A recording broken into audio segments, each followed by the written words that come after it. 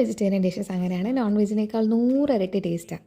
അതേപോലെ ടേസ്റ്റായ ഒരു വെജിറ്റേറിയൻ ഡിഷാണ് എൻ്റെയും വിജയ് സേതുപതിയുടെയും വേറെ പലരുടെയും ഫേവറേറ്റായ എണ്ണ കത്തിരിക്ക കുഴമ്പ്. മസാലയുടെ അരപ്പിന് വേണ്ട ചേരുവകൾ ഇതൊക്കെയാണ്. ആൾ നമ്മുടെ നാട്ടുകാരനല്ല, അങ്ങ് തമിഴ്നാട്ടുകാരനാണ്. അതുകൊണ്ട് തന്നെ വെളിച്ചെണ്ണയ്ക്ക് പകരം നല്ലെണ്ണയിലാണ് നമ്മളവിടെ കുക്ക് ചെയ്യുന്നത്. 4 കീറിയ വഴുതനങ്ങ നല്ലെണ്ണയിൽ നല്ലപോലെ കുക്ക് ചെയ്തെടുക്കാം.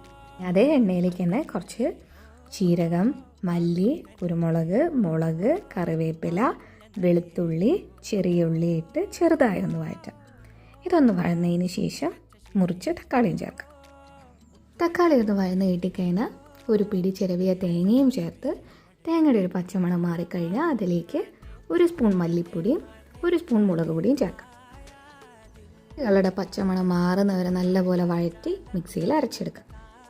നമ്മുടെ പാനിൽ കുറച്ച് നല്ലെണ്ണ ഒഴിച്ച് കടുകും കറിവേപ്പിലയും താളിച്ച് അതിലേക്ക് അരച്ച് വെച്ച നമ്മുടെ മസാലയും ചേർക്കാം.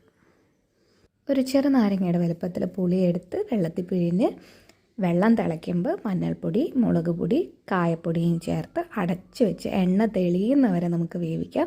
എണ്ണ തെളിഞ്ഞ ശേഷം അതിലേക്ക് നേരത്തെ വഴറ്റി മാറ്റി വെച്ച് കത്രിക്ക അല്ലെങ്കിൽ വഴുതനങ്ങയും ചേർക്കാം. വഴുതനങ്ങയിൽ നമ്മുടെ മസാലയൊക്കെ പിടിച്ച് വന്നതിന് ഫൈനൽ ടച്ചായിട്ട് കുറച്ച് ശർക്കരപ്പൊടി ഞാൻ ചേർത്ത് കൊടുത്തിട്ടുണ്ട്.